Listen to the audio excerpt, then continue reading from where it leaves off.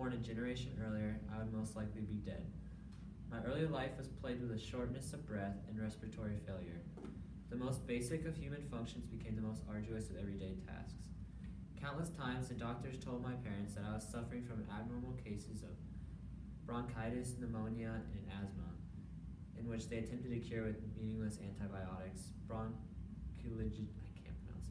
nebulizers. For months, I struggled to maintain a normal breathing pattern. While my condition was seemingly getting worse, out of options, my parents took me to a pulmonary specialist. After several examinations, tests, and finally MRI, I was told I have an extremely rare web formation in my trachea, which is a key passageway in which oxygen and carbon dioxide flow to and from your body.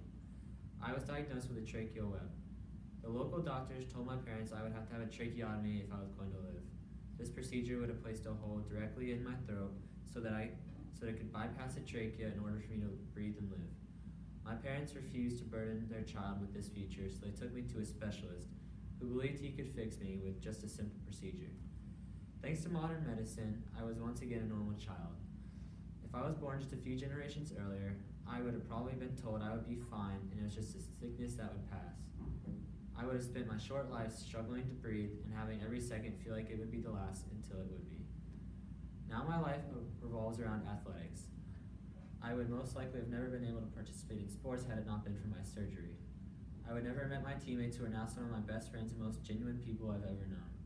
Now I'm a varsity cross-country runner and track runner who has completed a half marathon and has hopes to finish a full one.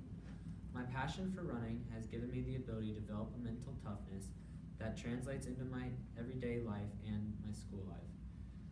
The passion has allowed me to appreciate how truly fortunate I am to be alive and gives me a whole new understanding of the effects of modern medicine of not only my life but the lives of everyone around me. Growing up, I've witnessed many miracles. I've seen my grandfather undergo a liver transplant to survive liver cancer. I've seen my own other grandfather undergo a quintuple bypass surgery to combat heart disease. I have seen my mother overcome epilepsy through medication, and I have seen my own father overcome death. These miracles are derived from our advances in modern research of medicine and science. More and more sicknesses are becoming curable with a simple vaccination and procedure, while 30 years ago, they most likely would have led to death.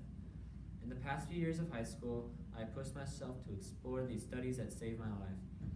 My dreams are to continue this reality and to allow more and more people to share my story.